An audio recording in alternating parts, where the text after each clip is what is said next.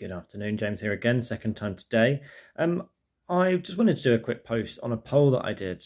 Polls is something that I haven't actually been using the feature of on LinkedIn, but I've had a really good response to this one. Almost 115 people have voted on my poll, which was, what would it take for you to accept a counteroffer?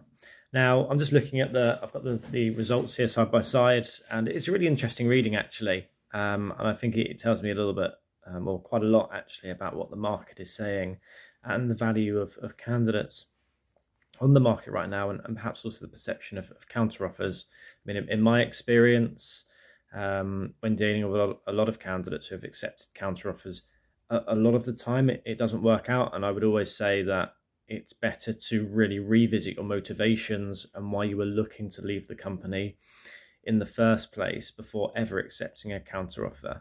Because most of the time, or a lot of the time, it doesn't really work out the way you hope. But what the results are showing is that the majority of people would need increased flexibility, a pay rise, and promotion to accept a counteroffer, which really goes to show the value that people are putting on themselves in the current job market. There's a lot of jobs out there, and if they're not getting treated correctly by their employees and they're not getting all three of those things, it would take all of them to make them stay. And actually 63%, so a huge percentage of people have indicated that is what they would need to be able to stay. So that's interesting in itself, and I wonder how many employees can offer all three.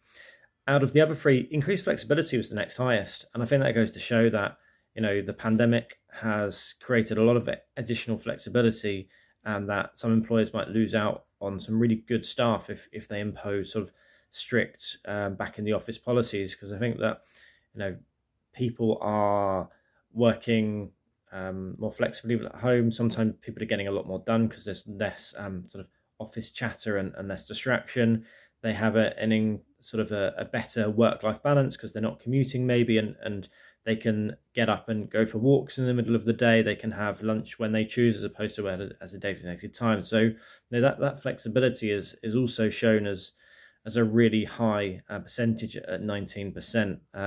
Pay rise 10%, obviously with finances going only one way and things are getting more and more expensive, such as fuel and food. I can understand why a pay rise would be important to people, but often a new job offer has a pay rise as well. So it's going to have to be something quite substantial for that 10% of people. And then finally, promotion, 8%. I mean, a lot of the time with a promotion, a pay rise is hand in hand, but people are obviously indicating that the promotion element of it would be more important for them. Only 8% there. I suppose it really depends what stage of your career you're at as well. If you are, you're earning well, you've got the right amount of flexibility, but actually you're well settled into the company, but there's been a bit of a glass ceiling for you, and taking that leap to another company to almost force the hand of your current employer to get that next step that you're asking for is the case, then I can understand why some people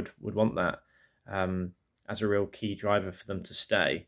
So yeah, I think it's been an interesting poll. I'm going to be doing some more of these and then reviewing them like this. So as always, let me know what you think. I'm keen to get people's opinions. If there's any polls that you'd like me to run to get an infographic of my network and what people are thinking of in the life sciences industry, please let me know. Otherwise, I will speak to you all again soon. Have a great day.